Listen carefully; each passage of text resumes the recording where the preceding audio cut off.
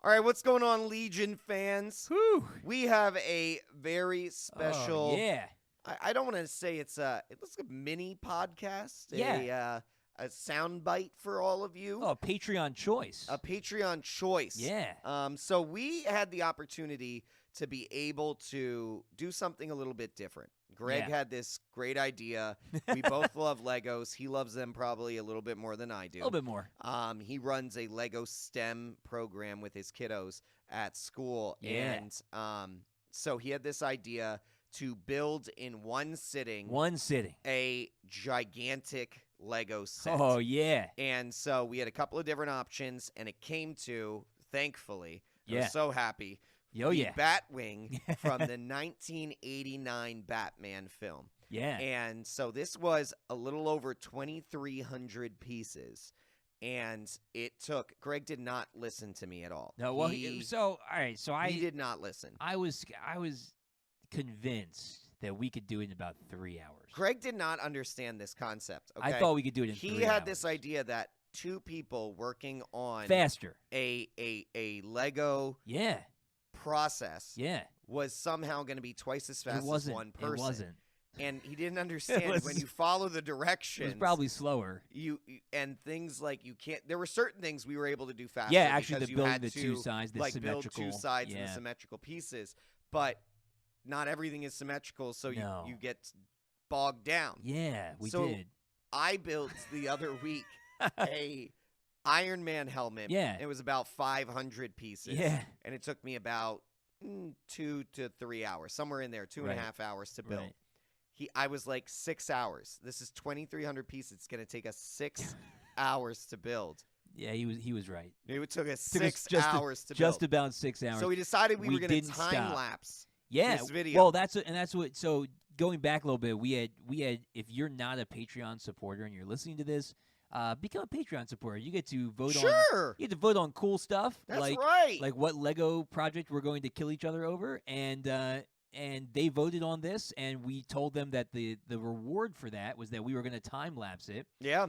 And then as we so we have never time lapsed. No, we'd never done video that before. So this was our first time. We were excited to do it. It was great, and it worked. It did work. It worked. It worked. Yeah, we're going to show you guys in a minute. This was a 6-hour build. 6-hour project. 6-hour build. And the time lapse, the initial time lapse cut. Yeah. I thought I go to play it, and I thought, I'm going to be here for a couple minutes. Yeah. It was 22 seconds long. It was a 6-hour project for a 22-second time lapse video. It was ridiculous. It looked really cool, but it was like really cool. I was like, oh man, but that was so long. 6 hours for a 22-second video. 6 hours. Do you know what it reminds me of? Yeah. It literally reminds me of Parks and Rec episode with Ben with the stop motion. Ben with the stop motion claymation. It's like where 2 he spends seconds. weeks and he gets only 2 seconds of video out of it. We literally got 22 seconds of video out of a 6-hour project. Oh, but it looks great. It's going to be in our studio. So the thing that we said we would do also was talk about this film. And all of you know by this point, I absolutely love Batman. He is my favorite superhero. I am obsessed with him. Yeah, and wait, real quick before you start. Yeah.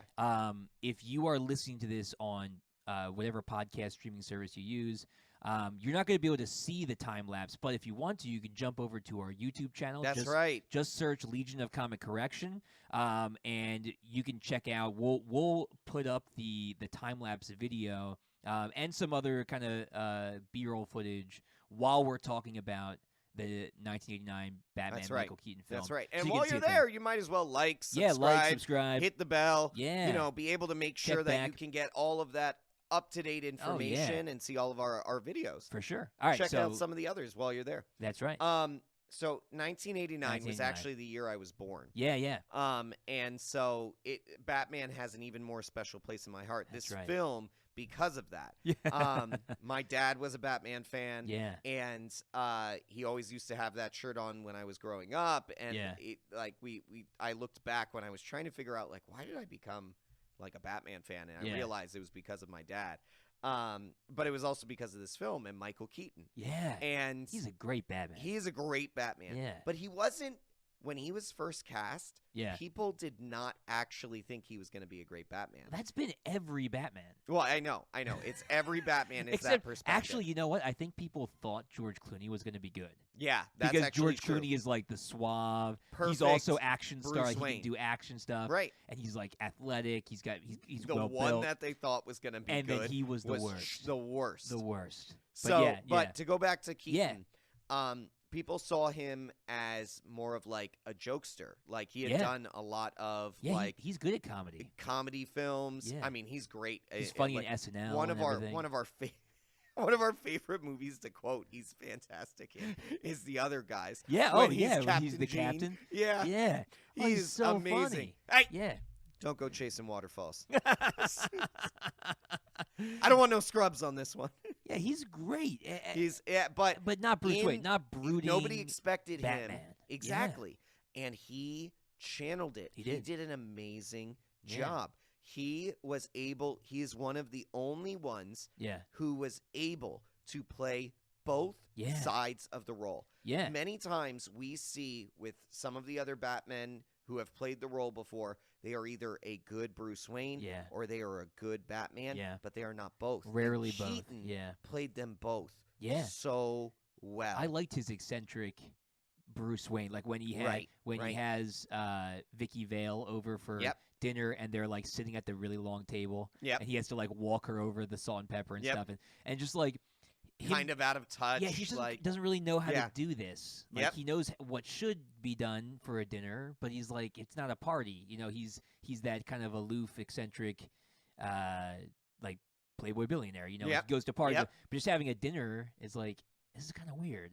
Yeah, and he was just good. I liked his and nothing, and no part of it felt forced. No, he was good. He was very felt natural. Like he was trying to find the role. Yeah, he just played it so well. Agreed. And he was a great fighting Batman. Yeah, you know, we actually I loved his moves. We got to see, you know, his cowl had the typical cowl of like he's moving his whole body. Yeah, he can't. Yeah, he can't. It's turn too his rubberized. Head. But he did a great job with the film. We loved his interactions with Jack Nicklaus. Jack Nicklaus, my gosh, let me do that again. We love his interactions with Jack Nicholson. Oh yeah, like great Joker. And I mean, Jack Nicholson, one of the best Jokers. Yeah, I mean, they did great with the casting. Tim Burton in this film. Yeah. He did a really great job of pulling all of the pieces together and hitting all of the right beats in this. Yeah, putting together that eerie kind of gothic, like impressionist Gotham. You know, like that's really kind of, the buildings are a little off, a little weird. Exactly. Looks almost like a weird painting. Like it's very Tim Burton style, but it fit. Yeah.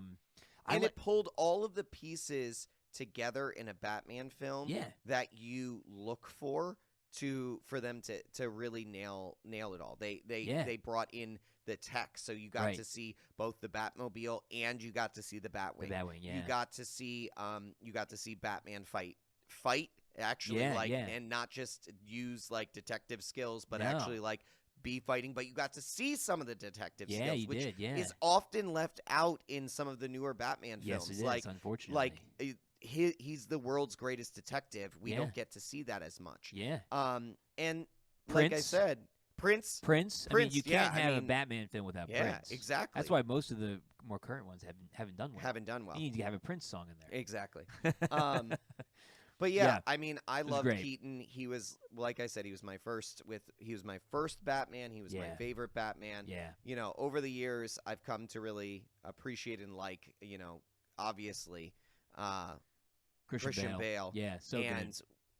But the two of them, they're the only ones who had, for a long time, depicted Batman in more than one movie. Yes. And so it was always that question of who could do a better job than Keaton. Yeah. Keaton was the one who was compared to as the standard bearer because he had done more than one and he had nailed it in both movies. Yeah, and they were both great. Yeah.